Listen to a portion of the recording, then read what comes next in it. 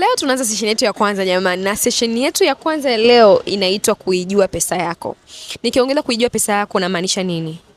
Namaanisha kwamba uijue kabisa mimi pesa yangu ninayoingiza ni shilingi ngapi.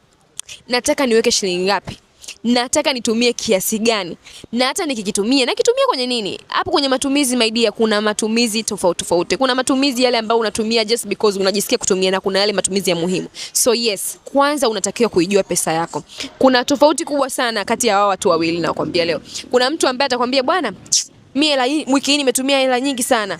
Na kuna mtu atakwambia wiki hii mimi nimetumia 50,000. Hao ni watu wawili. Utakuja kurealize kati ya hawa watu wawili, huyu mtu mmoja ni makini, huyu mwingine hayuko makini na pesa yake. Sasa hapo ni wewe ukae ujiulize, wewe unasemaga unatumiaga shilingi ngapi kwa wiki, au leo nimetumia shilingi ngapi? Ni yule mtu ambaye umetumia 5,000 kwa siku, ama umetumia tu hela nyingi, au nimetumia hela siku ya leo. Ukishajua pesa yako utajua inaenda wapi. Yaani ukishajua kwamba kwa mwezi mimi naingiza shilingi fulani, naingiza labda 200,000. Ile 200,000 inaenda wapi? Ukishajua hicho kitu my dear, you have won. Wewe ni mshindi. Maana yake wewe unajua hela yako inaendaga wapi. Na ukishajua, maana yake mimi na consider hiyo problem solved. Kazi yako ya leo kubwa itakuwa kwenye kile kidaftari chetu ambacho tuliongelea hapo mwanzo. Kazi yako ya leo itakuwa kuandika kipato changu kwa cha mwezi ni shilingi ngapi. Kama ni 200,000 andika hapo 200,000. Matumizi yangu makubwa ni yapi? Utaandika labda ni kodi, ni usafiri, hela ya kula, ni hela ya ada ya mtoto, ni hela sio ya gari ya mtoto na kadhalika kadhalika. Kiasi ninachoweka, usisahau kuweka akiba because mshahara my dear ni kitu ambacho hakitokutajirisha. Kwa hiyo usisahau kuweka akiba. Na deni langu, watu wengi najua tunakuaga na madeni sana hapa.